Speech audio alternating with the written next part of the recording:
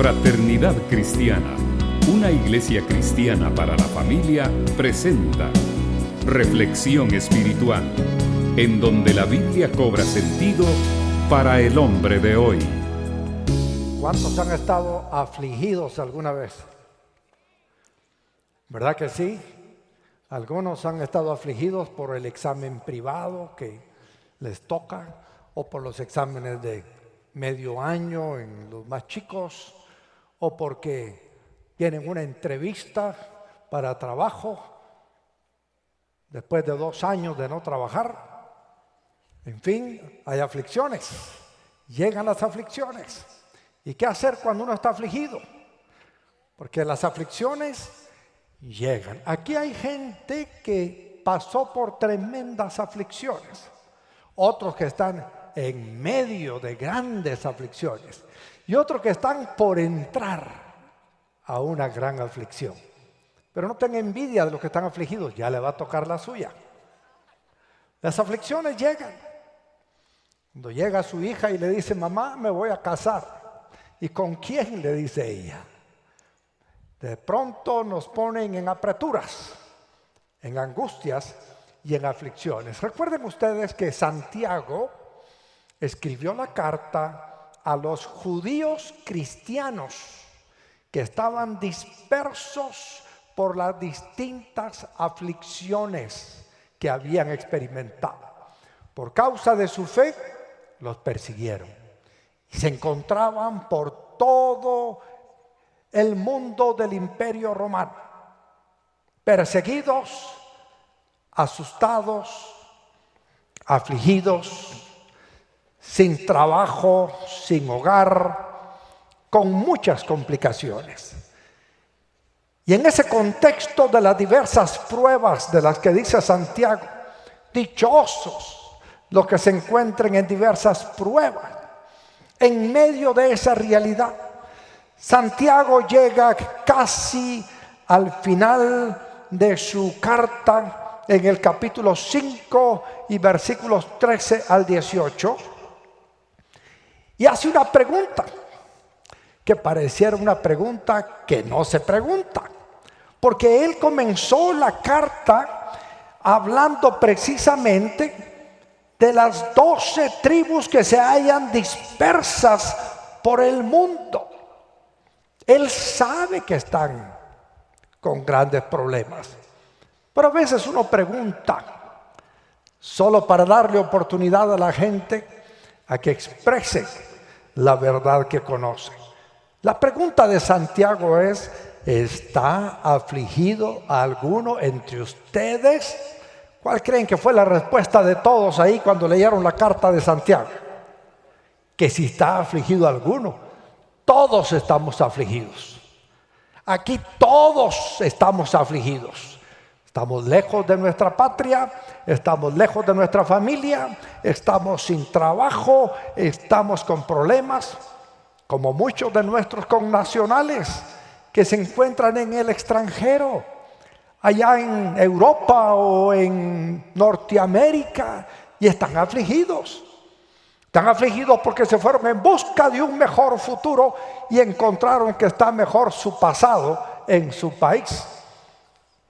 Y se encuentran sin empleo, discriminados por causa de su raza o de su condición económica o de su posición social. Y a estos que están afligidos, hoy en día les recordamos lo que Santiago nos enseña. Dice: ¿está afligido alguno entre ustedes? ¿Cuál es el consejo que da Santiago? Que ore. Pregúntele a su vecino: ¿está afligido? Ahora dígale: ore, hermano, ore. Cuando usted está afligido, ¿qué tiene que hacer entonces? Orar. No tiene que ir y decir: oren por mí. Si usted está afligido, ¿qué tiene que hacer? Orar. Pero ore, ¿quién? Usted. Usted es una persona que puede orar, que debe orar. Cuando usted se encuentra que va en su vehículo, como me tocó a mí hace varios años, que venía de un campamento de jóvenes de Monte Sión hacia la ciudad. Allí por Boca del Monte más o menos, una camioneta, un autobús extraurbano, a eso de las 6 de la tarde, se pegó hacia el carril donde yo venía, en una curva, lloviznando, en ese ocaso de la tarde, cuando no hay ni luz ni oscuridad, sino que es una penumbra. De pronto vi que el autobús se me vino encima. ¿A quién le podía pedir yo que orara en este momento por mí? A nadie. Yo vi que se me venía el gran autobús encima. Me pasó encima de esa Ford Station Wagon que manejaba. Y en ese momentito lo que tuve que hacer yo es orar. Pero una oración de esas breves, rápidas. Señor, protégeme, perdóname todos mis pecados. Cuando usted ve la muerte de cerca, siente que se va a ir y no va a entrar, ¿verdad? Ahí tiene usted que ponerse a cuentas en ese instante. Le pasa por la mente una película de su vida en cosa de segundos. ¿Está afligido alguno entre ustedes? Que ore. Ese es el momento para orar. Cuando a usted le llega la aflicción, ore. Uno de los más grandes ejemplos de personas afligidas fue Jesús. Imagínense que Jesús sabía que él tenía que llegar a ser capturado, condenado injustamente a la muerte y crucificado. Ahora, ¿cómo se sentiría usted que le dijeran: mire, esta semana lo vamos a crucificar, lo vamos a clavar en la cruz, lo vamos a desnudar delante de todo el mundo, lo vamos a coronar con espinas, nos vamos a burlar de usted delante de todos? La angustia llega al ser humano cuando sabe que viene una aflicción grave. Jesús supo lo que es la aflicción. Muchos hoy en día saben lo que es esa aflicción. Les mandan un mensaje: miren, ya sabemos dónde vive, lo vamos a matar a su hijo, vamos a torturar a su marido. Y esas aflicciones llegan. Cuando Jesús se sintió afligido, ¿qué hizo? Vamos a Mateo capítulo 26 y veamos lo que Jesús experimentó. Versículo 36. Dice: luego fue Jesús con sus discípulos a un lugar llamado Getsemaní y les dijo: siéntense aquí mientras voy más allá. ¿A qué? ¿A qué dijo Jesús que iba? A orar. A orar. Se llevó a Pedro y a los 2 hijos de Zebedeo y comenzó a sentirse triste y angustiado. Por eso que Jesús se compadece de nosotros. Él experimentó lo que es estar triste, angustiado, solo, traicionado en medio de adversidades por hacer cosas buenas. Comenzó a sentirse triste y angustiado. Es tal la angustia que me invade, que me siento morir, les dijo. Quédense aquí, manténganse despiertos conmigo. Si usted alguna vez se ha sentido angustiado, tan angustiado, que siente que se va a morir, Jesús sabe lo que usted siente. Por supuesto, cuando llegan y le dan la noticia, su esposa apareció muerta. Bueno, para algunos sería alegría, pero para la mayoría no. Su hijo está muerto. Su mamá está muerta. Naturalmente que hay momentos que uno siente que se muere. Y Jesús sintió que se moría de la angustia. Luego, ¿qué dijo?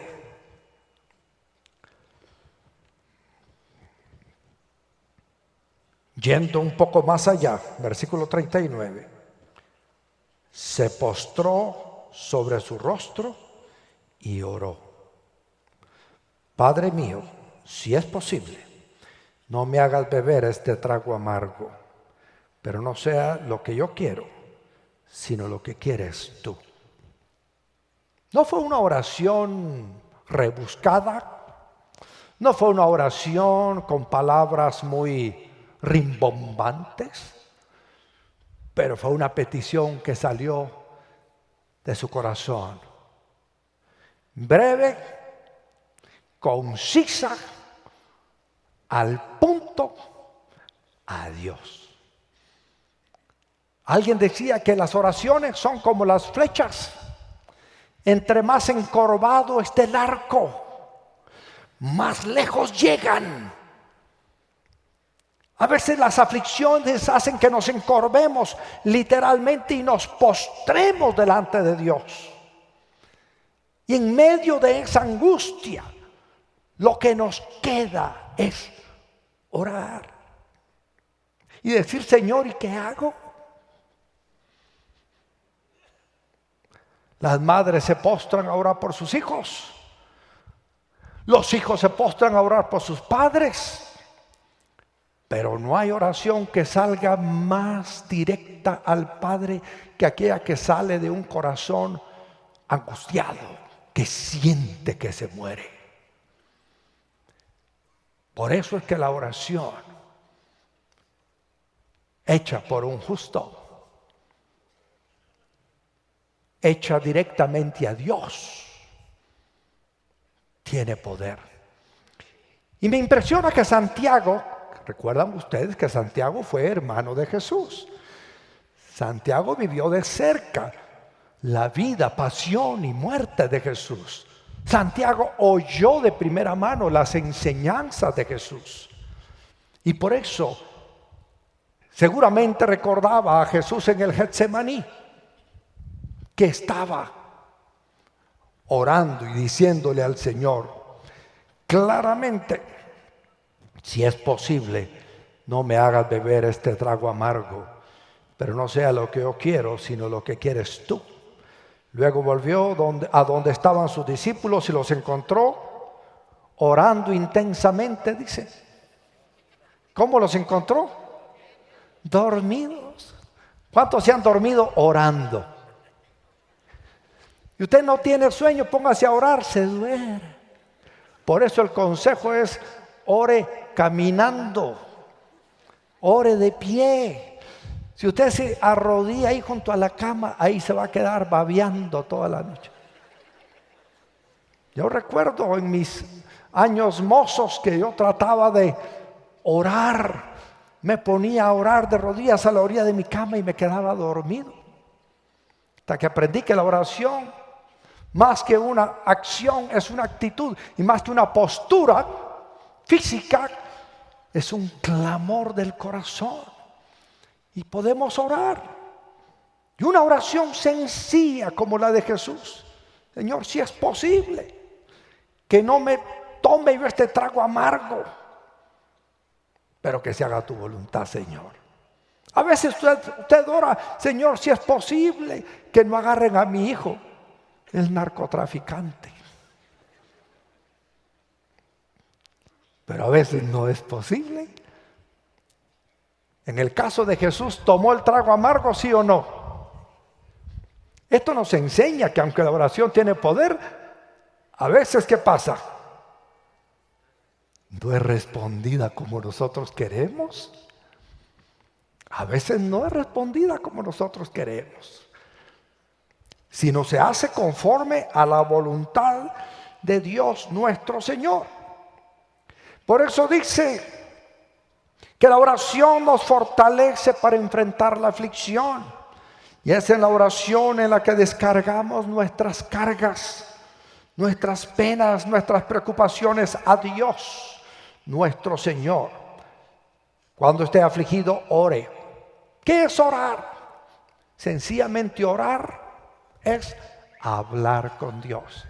No repetir oraciones aprendidas, sino hablar espontáneamente. Lo que usted siente, lo que usted sufre, lo que usted necesita. Orar es hablar con Dios. Alguien decía, orar es como hablar por teléfono.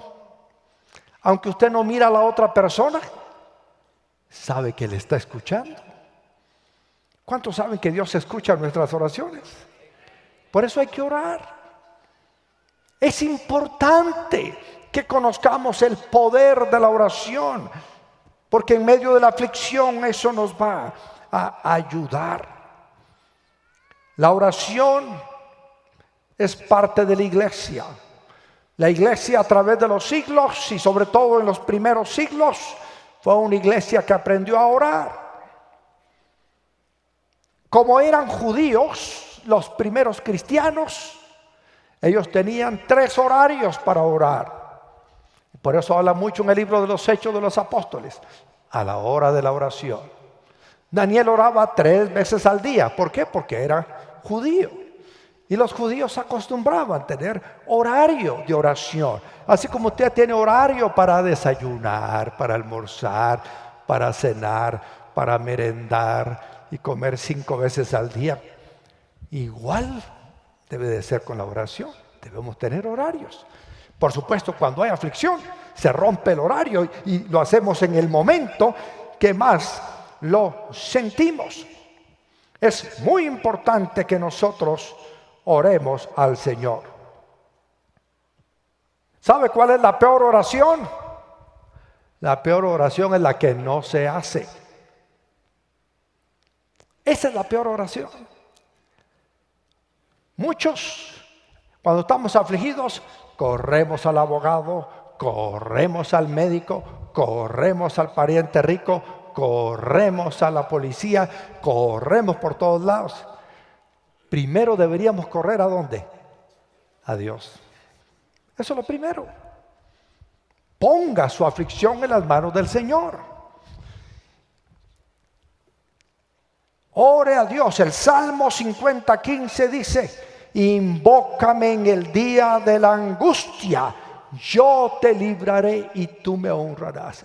En el día de la angustia, cuando da vueltas el carro, cuando le agarra aquel dolor y lo llevan al intensivo, cuando le están abriendo el pecho para operarle el corazón, cuando usted está en medio de la vida y de la muerte, cuando lo llevan secuestrado, cuando se encuentra en medio de las balas, invoque al Señor. Invóquelo con todo su corazón y con toda su alma, porque Dios le va a ayudar. Seguro que le va a ayudar. Usted no va a perder la paz cuando aprenda a orar al Señor. En Hechos capítulo 16 y versículo 22 está el ejemplo de Pablo y Silas. No solo Jesús, que es el más grande ejemplo y suficiente. Aun cuando estaba Jesús ya a punto de morir, lo que hizo fue orar otra vez. Y no fue un discurso de oración, simplemente dijo: Padre, en tus manos encomiendo mi espíritu. Mire, si usted sabe que se va a morir, ore de todos modos. Ore y diga: Señor, en tus manos encomiendo mi espíritu, aquí me voy. Y todavía dijo: Padre, perdónalos porque no saben lo que hacen. La oración es importante en medio de la angustia. Hechos 16:22 dice: entonces la multitud se amotinó contra Pablo y Silas, y los magistrados mandaron que les arrancaran la ropa y los azotaran. ¿A cuánto los azotaron alguna vez? A mí me azotaron un par de veces. No como a Pablo, pues, pero yo recuerdo cuando mi papá me sonó en mis hermosas nalgas un par de cinturonazos. Es difícil. Ahora Pablo lo azotaron. No una vez, muchas veces.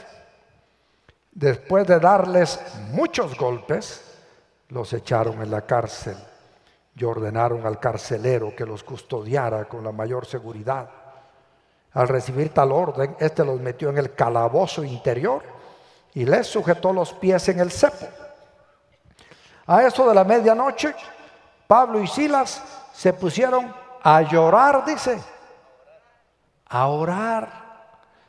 Usted puede llorar todo lo que quiera, pero no se olvide de orar todo lo que pueda. Hay quienes son buenos para llorar, pero malos para orar. Ore. No importa que esté en la cárcel como estaba Pablo y Silas.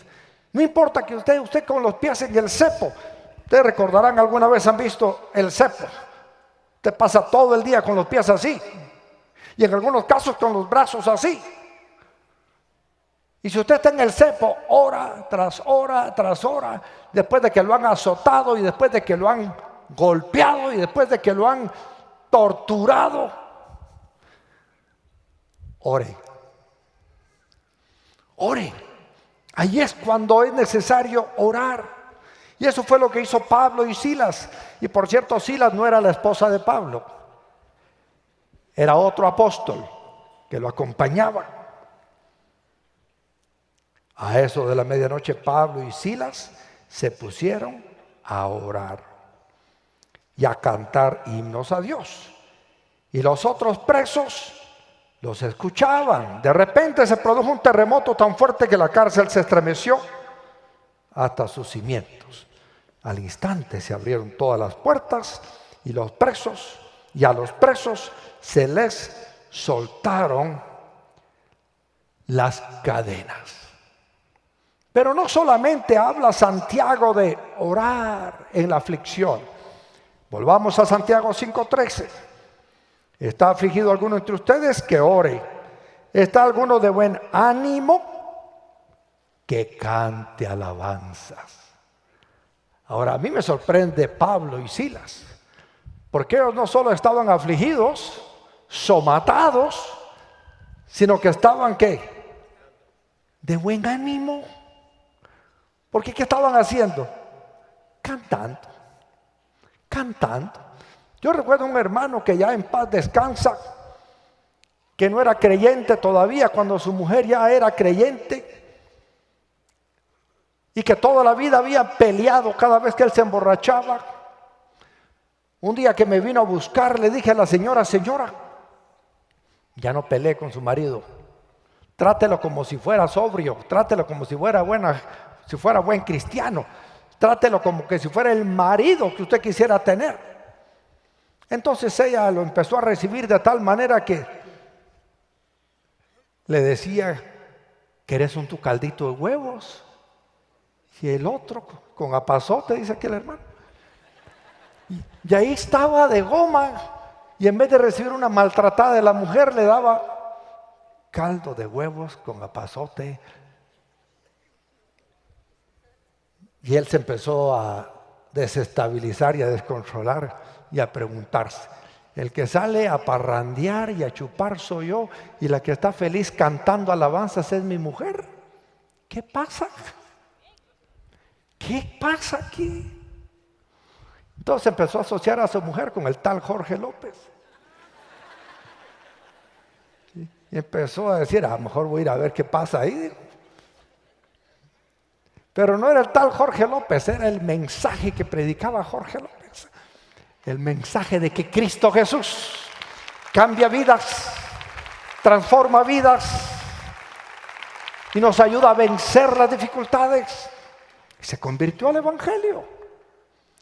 Pero cuando usted está de buen ánimo, ¿qué es lo que debe de hacer? Cantar. Cante. Y ahí anda uno como loco en su casa cantando, ¿verdad? O va en su carro como que es chiflado cantando. Ahora ya no se nota tanto porque todos hablan solos, ¿verdad?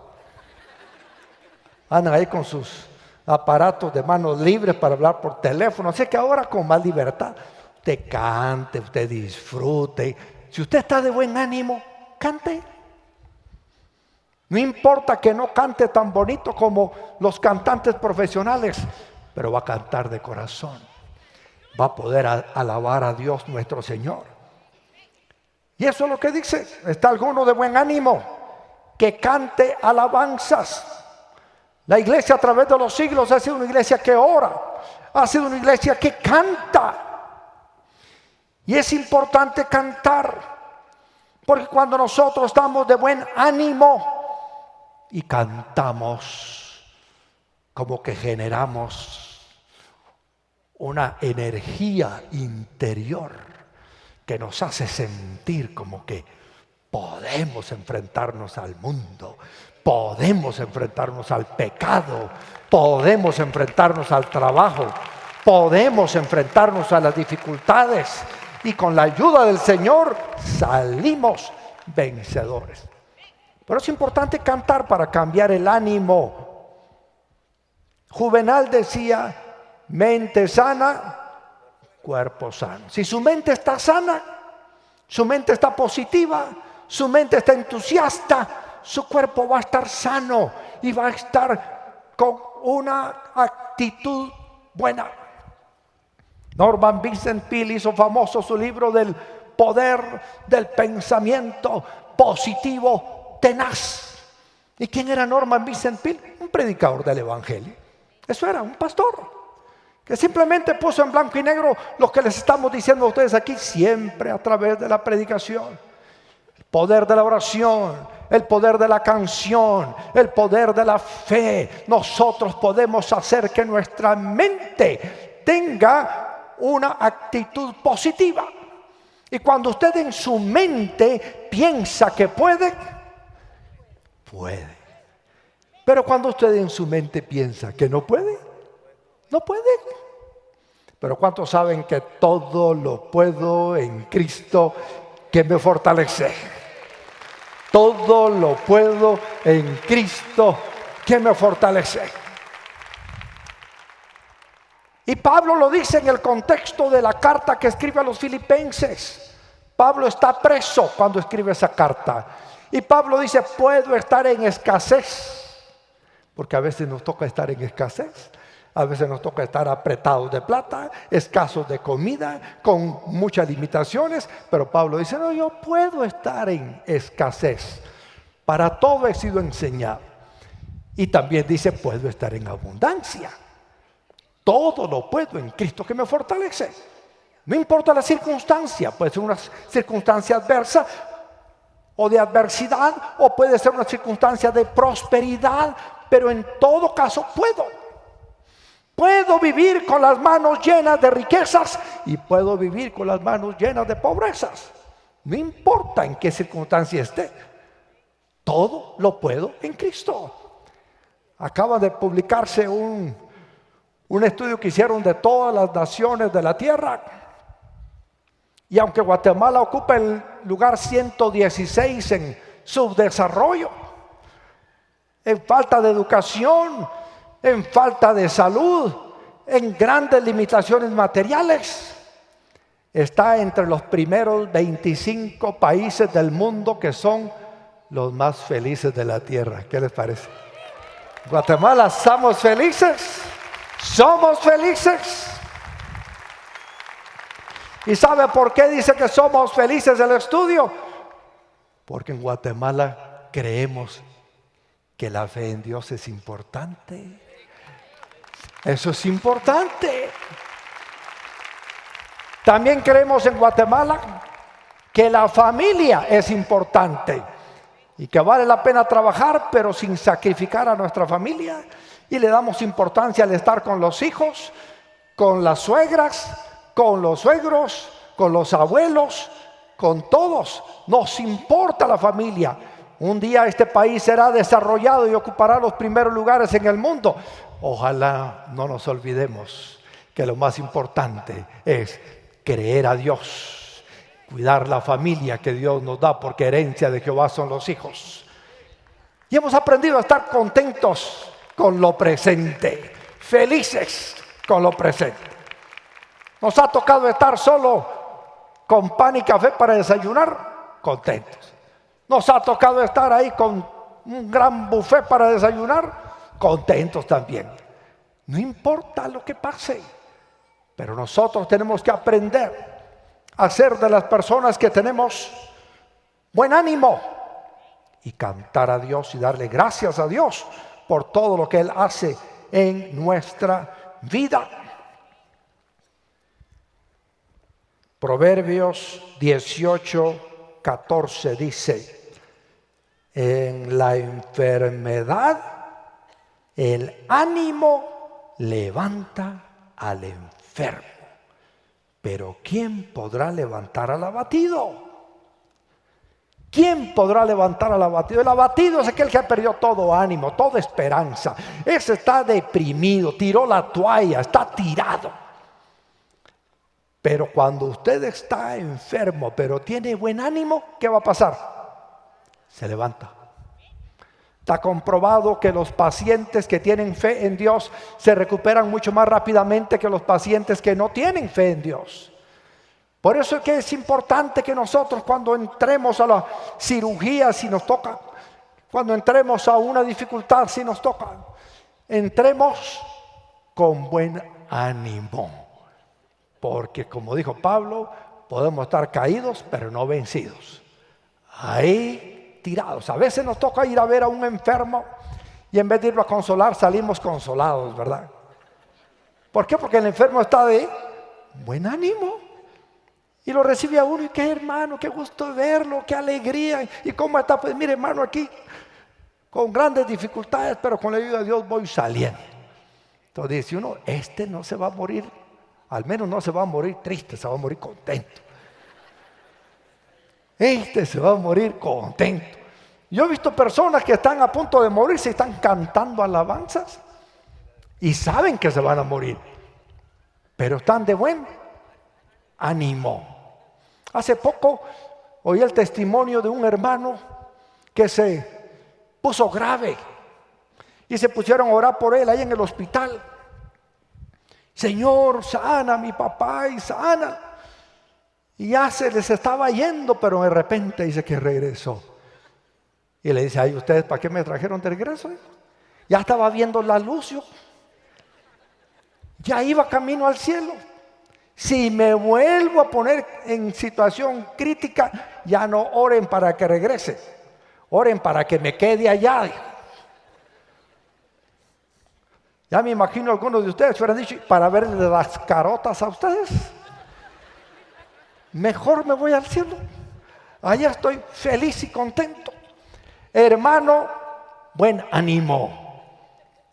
Pablo llegó a sufrir tanto. Si ustedes quieren ver algunos de los sufrimientos que tuvo Pablo, pues basta con leer lo que dice 2 Corintios 11:24. Dice, 5 veces recibí de los judíos los 39 azotes. 200 azotes menos 5. 3 veces me golpearon con varas. Una vez me apedrearon, 3 veces naufragué y pasé un día y una noche como náufrago en alta mar. Mi vida ha sido un continuo ir y venir de un sitio a otro, en peligro de ríos, peligros de bandidos, peligros de parte de mis compatriotas, peligros a manos de los gentiles, peligros en la ciudad, peligros en el campo, peligros en el mar y peligros de parte de falsos hermanos. He pasado muchos trabajos y fatigas y muchas veces me he quedado sin dormir. He sufrido hambre y sed y muchas veces me he quedado en ayunas. He sufrido frío y desnudez y como si fuera poco, cada día pesa sobre mí la preocupación por todas las iglesias. ¿Habrá sufrido Pablo? ¿Qué dicen ustedes? Claro que ha sufrido. Por supuesto que sufrió. Pero Pablo dijo, para mí el vivir es Cristo y el morir es ¿qué? Dígale a su vecino, cuando se muera va a tener ganancia, hermano. La muerte es ganancia. ¿Usted cree que aquí en la vida está recibiendo ganancias? Estas ganancias que recibe aquí no son nada comparadas con las que va a recibir cuando usted muera en la presencia del Señor.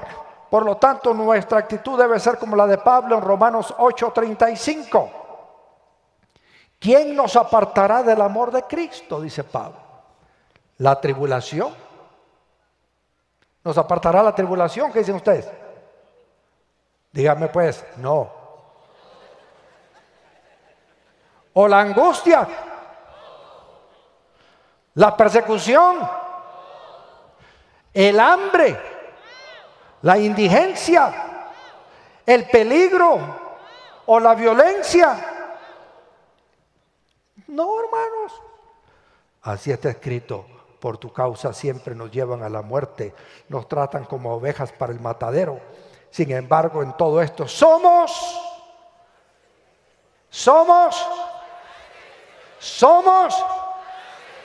más que vencedores por medio de aquel que nos amó. ¡Aleluya! Somos más que vencedores.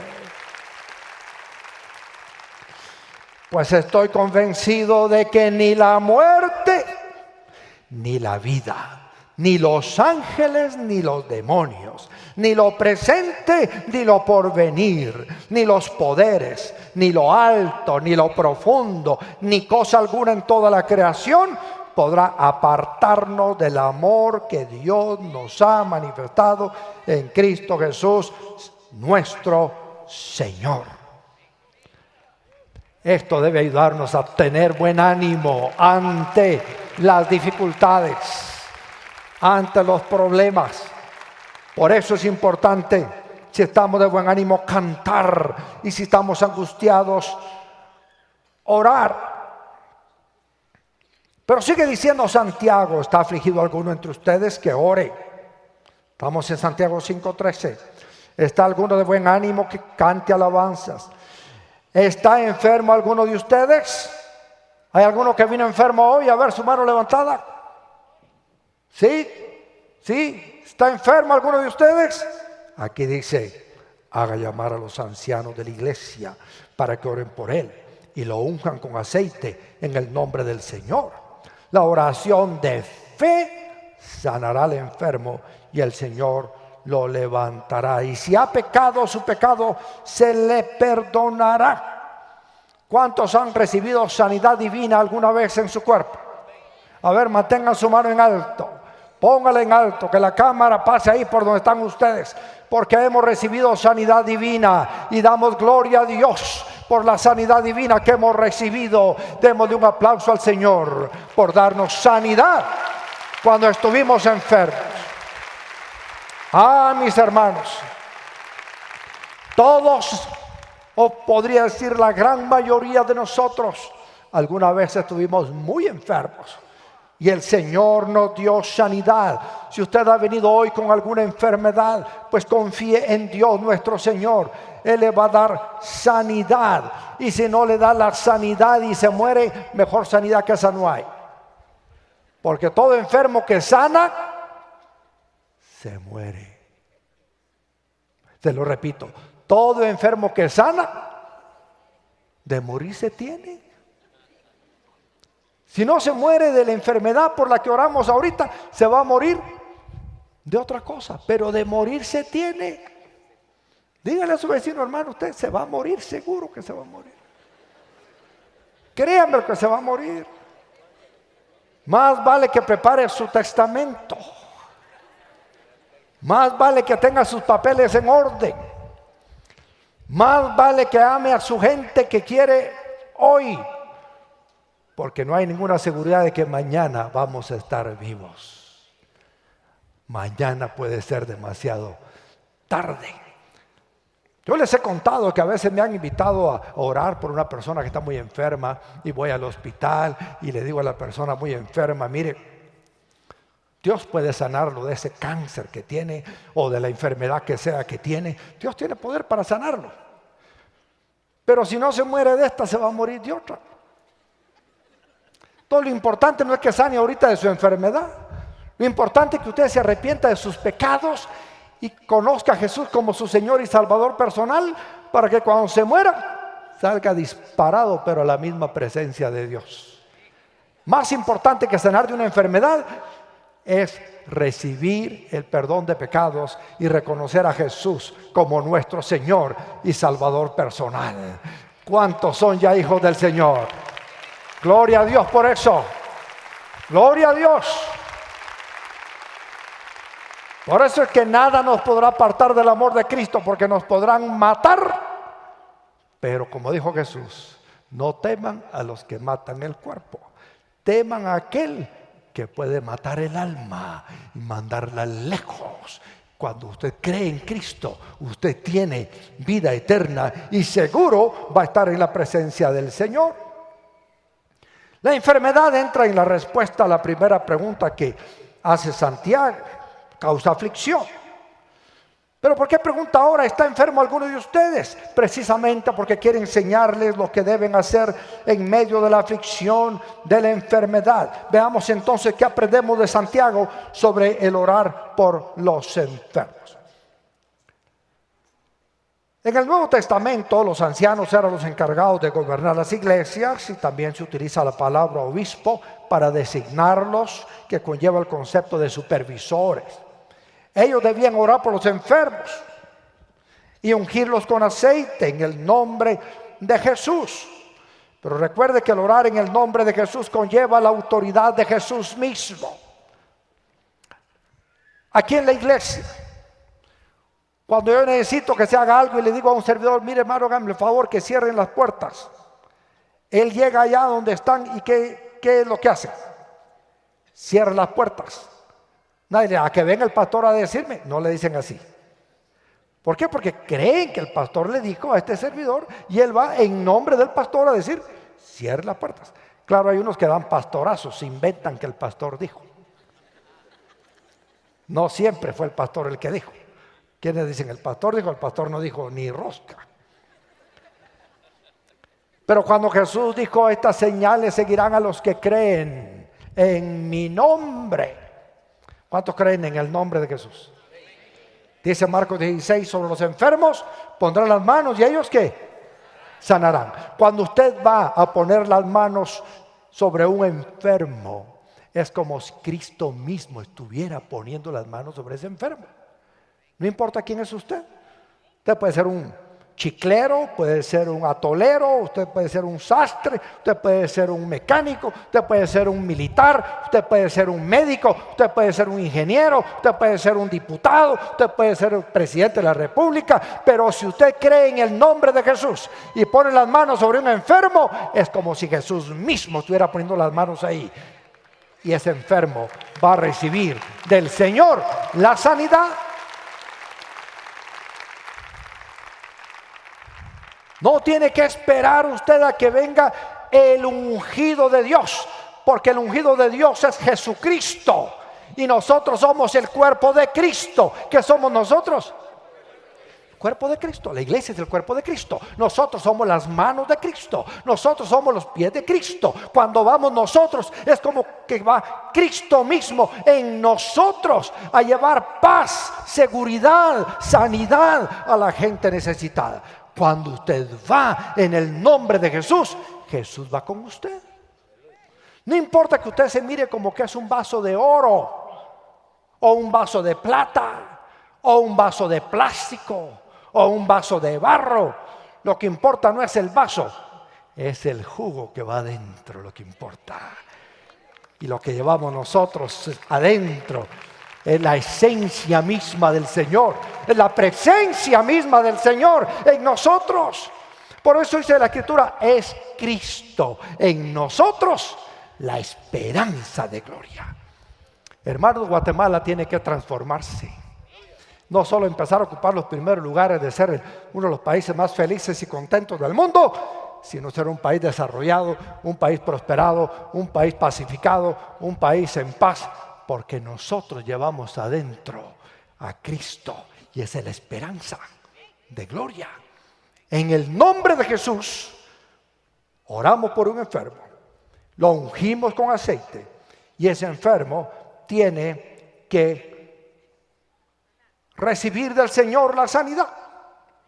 No es el vaso lo que importa, no soy yo lo que importa es Cristo.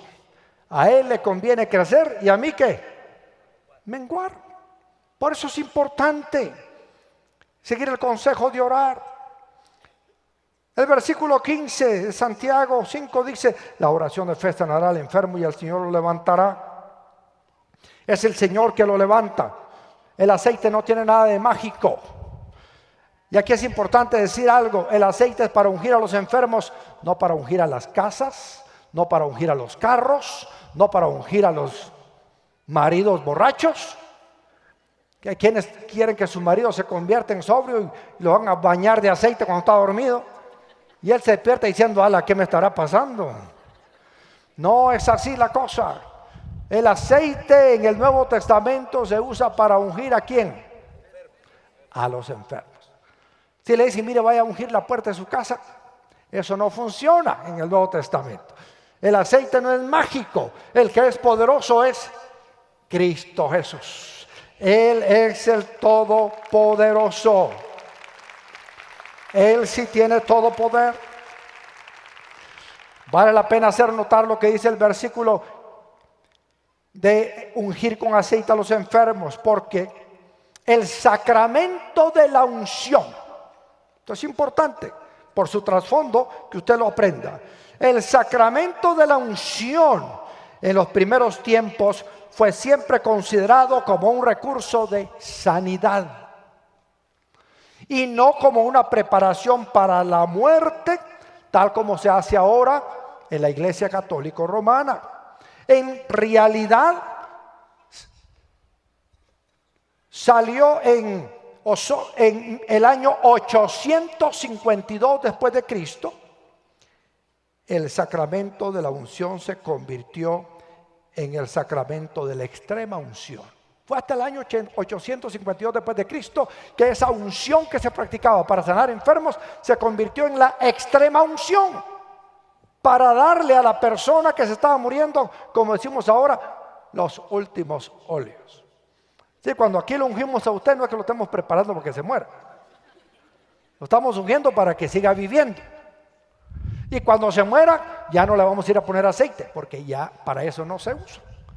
El aceite de la unción en el Nuevo Testamento es para sanación, no para prepararlo o como un apresto para la muerte. Vamos al versículo 15. Dice, y si ha pecado, su pecado se le perdonará. Por eso confiésense unos a otros sus pecados. Ahora, el pecado sí puede producir enfermedades, pero no es la causa de todas las enfermedades. Si usted se emborracha seguido, lo más seguro es que va a tener cirrosis, va a tener problemas de salud. Si usted es una persona que no come, sino que se harta, va a tener problemas estomacales, va a tener problemas del corazón. Si usted no escoge lo que come, pues hay enfermedades que van a ser consecuencia de su gula. ¿Cuántos saben que la gula es una obra de la carne? Es un pecado. La glotonería es tan grave como la hechicería. Manifiestas son las obras de la carne que son. Y ahí está, glotonería. Si es que hoy al mediodía, cuando usted se quiera comer la olla de fiambre, ¿qué quedó? Sírvase con medida, porque el exceso lo va a matar. Pero no toda enfermedad es causa del pecado. Es decir, óigame bien, toda enfermedad es consecuencia del pecado, pero del pecado de Adán. Porque el plan de Dios era que fuéramos sanos siempre, perfectamente sanos. Pero Adán pecó, y al pecar Adán, entonces entró el pecado y como consecuencia las enfermedades. Por eso Santiago dice, si ha pecado, no porque está en pecado, no, si ha pecado. Si vemos en el contexto en Santiago, los pecados eran de la crítica, del orgullo, del egoísmo y otros que son de la naturaleza pecaminosa. Pero la oración que trae sanidad también va de la mano con la confesión de los errores o pecados que hemos cometido. Pero no es solo una confesión a Dios. Si yo hablé mal de usted, ¿a quién le debo ir a confesar el pecado? ¿A Dios o a usted? ¿A usted? Con ustedes que tengo que decir. Perdóneme, hermano, yo estuve hablando que usted era un sinvergüenza. Y me doy cuenta que no es sinvergüenza, perdón. Yo estoy diciendo que usted era un narco, pero me di cuenta que no es un narco. Perdón, yo estoy hablando de usted que es un adúltero, pero no es cierto, perdón. No, que qué fácil, Señor, yo hablé de fulano, perdóname. ¿Y el otro qué? Cuando dice confiesen las faltas unos a otros, quiere decir que yo le voy a confesar las faltas que cometí contra usted, no a los demás hermanos. A los demás hermanos mejor si no se las confiesa, porque se las van a ir a contar a otros, sobre todo si son chismosos. Vaya usted con la persona que usted cometió el error y confiésele y dígale y pídale que el Señor lo perdone y que lo perdone el hermano. Bueno, también podemos y debemos orar unos por otros. Oremos unos por otros, todos podemos hacerlo, porque la oración del justo es eficaz, como Elías, que oró con fervor. Elías dice, versículo 17, era un hombre con debilidades como las nuestras, con fervor oró que no lloviera y no llovió sobre la tierra durante 3 años y medio. Volvió a orar y el cielo dio su lluvia y la tierra produjo sus frutos. ¿Cuántos saben que Dios puede oír nuestras oraciones? Sí, recuerdo un agricultor allá en Mississippi hace muchos años. Yo fui a predicar a la iglesia donde él asistía, me quedé a dormir con él y otro día temprano en el desayuno me dice, pastor, si no llueve hoy pierdo toda mi cosecha de sandías. Por favor, ore para que llueva hoy. Pues oré, Señor, bendice este desayuno y concédele lluvia aquí a este hermano en su finca y a todos los de Luz del Mississippi. En el nombre de Jesús, amén. Me pegué un buen desayuno, me fui. En las pocas semanas recibí una carta de este hermano Owen Eubanks diciéndome, hermano Jorge, el día que usted oró para que lloviera, llovió, la cosecha se salvó y aquí le mando una su buena ofrenda. Gracias a Dios. Bendito sea el Señor. Así que si usted necesita una buena cosecha, dígame. Pero el Señor responde. ¿Cuántos creen que el Señor responde? Dios es fiel, hermanos. Dios es fiel y nos contesta. No porque nosotros seamos la gran cosa, porque dice, Elías era igual que nosotros. Elías era miedoso. A veces se deprimía. Una vez después de matar a los 800 y pico de sacerdotes, se asustó porque la mujer del rey Acab le mandó a decir, te voy a matar, Elías. Se asustó, se entristeció, se deprimió e hizo una oración de las que Dios no contesta. ¿Saben qué oró? Señor, mátame, dijo. Y el Señor que le dijo, te vas a enfrentar a esa vieja cobarde.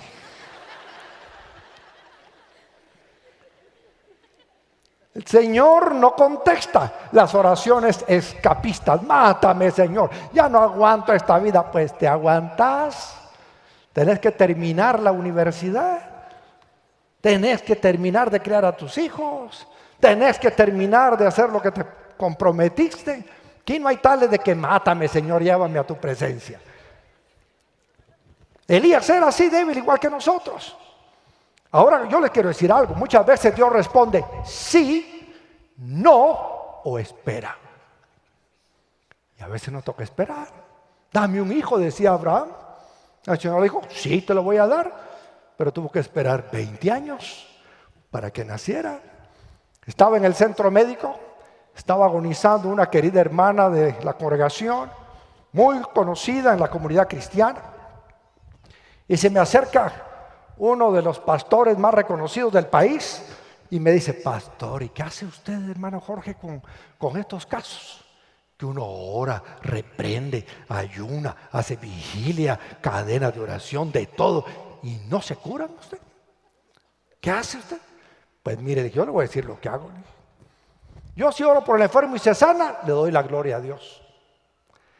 Y si no se sana, le doy la pena a Dios. Porque yo no sano, yo soy el vaso que lleva el mensaje del Señor, yo soy el instrumento de Dios, yo cumplo lo que el Señor dice que haga. Si se sana, gloria a Dios, y si se muere, gloria a Dios. El descrédito no es para mí, no voy a irme, yo no sirvo para orar por los enfermos, a todos los que visito y les pongo las manos se mueren. Favor que les hace, hermano. Usted no se desanima, no se desanime. Si ora por alguien y ese no sana, usted siga orando, porque Dios sigue sanando a los enfermos. A algunos los recoge y se los lleva. Lázaro resucitó, pero al final de todos modos, ¿qué? Se murió. Usted alégrese de que sanó hoy, pero de morir se tiene. Por eso debe estar preparado para estar en la presencia del Señor. Apocalipsis 21:4 dice: Él les enjugará toda lágrima de los ojos.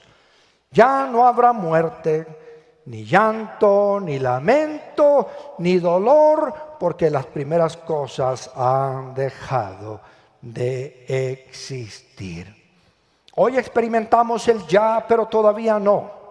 Ya estamos saboreando el reino de Dios, el reino de los cielos, en donde ya no habrá muerte, ni lamento, ni dolor, pero todavía no en su plenitud. Pero un día, cuando pasemos a la presencia del Señor, ahí ya no habrá más llanto, ahí ya no habrá más dolor. Esperamos que logre poner en práctica este mensaje de edificación y bendición para su vida. Comuníquese con nosotros al PBX 502-2243-2243 o escríbanos a nuestro correo electrónico info@frater.org o visítenos en nuestra página de internet www.frater.org, Ciudad de Guatemala.